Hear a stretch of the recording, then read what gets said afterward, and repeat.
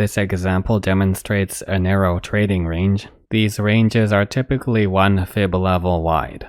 The first reversal has a wider support and a wider potential stop loss, mainly due to the last swing point at the start of 2017 lining up slightly lower with the 0.618 level, rather than the 0.5 level of the small fib. The combined fibs still form a zone centered around the 0.382 level of the large fib in the upper 0.70s, but it is slightly lower due to the reason just mentioned.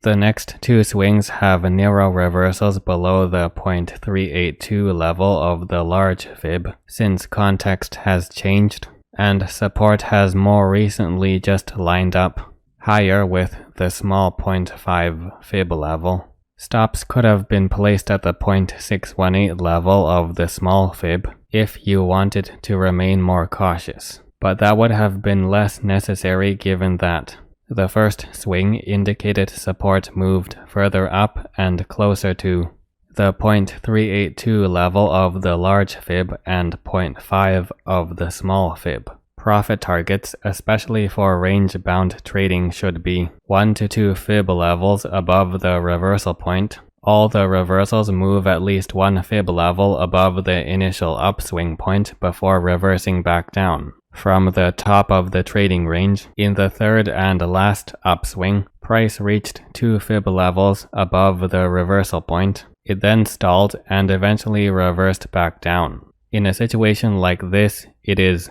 best to go with a more conservative approach, since trading in a narrow range has less room to move up. It is best to take most or all profits at the first fib level above the reversal point. This next example demonstrates price behavior from an overreaction to a news catalyst, similar to the Facebook stock example, and a situation where price trades in a narrow range before surging higher, similar to the previous example with the Canadian dollar to US dollar chart. Support and the stop losses for both trades were placed based on the 0.236 fib level, around the round 5800 mark. This again takes into account the fib level lining up with past reversal areas from a range of support to plan the trade entry and stop loss around. This is a main UK stock market index and would have been heavily influenced by the Brexit vote on June 23,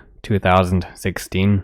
The whole month of June was ripe with speculation and perfect opportunity to trade based on anticipation and overreaction displayed in past price movements. Depending on the risk tolerance, profit targets from the first reversal before the Brexit vote were best placed 1 to 2 fib levels above support.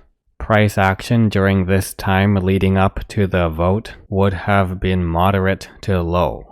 The major move that was driven by the catalyst that was the Brexit vote didn't happen yet.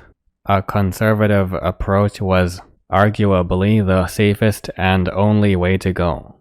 The second reversal, a few days after the sharp yet brief drop following the vote, gave reason to extend profit targets 3 fib levels for aggressive traders. This could mainly be justified by the rising volume and firm fast bounce off the 0.236 fib level. Not to mention, like the Facebook trade, this sharp price drop was a severe overreaction due to hype and speculation leading up to the vote. Similar to the previous Canadian dollar to US dollar example, price also traded in the confines of a range before surging up. Since the chart has a volume, unlike the Canadian dollar to US dollar currency chart, we can also see volume for most of 2016 was normal, with very few large spikes in volume.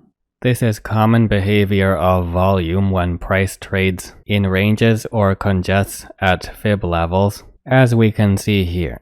Lastly, the second reversal after the vote, we can see that price became overextended after reaching 3 fib levels past the initial reversal point. Even with a surge in volume and a large price movement, Price stalls at the 0.618 fib level before resuming higher. As mentioned before, price almost always becomes overextended after reaching 3 fib levels. The chances of price reversing increase significantly. If price doesn't reverse, as seen in this case, which is less common, it stalls before continuing higher. Due to these characteristics, conservative traders are safer, aiming for profits 1 to 2 fib levels above a reversal area.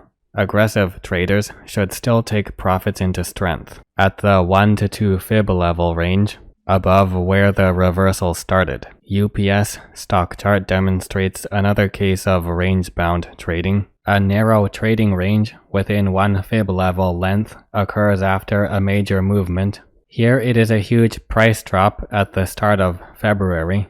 Volume and price action remain normal to low, with no major spike during the trading range.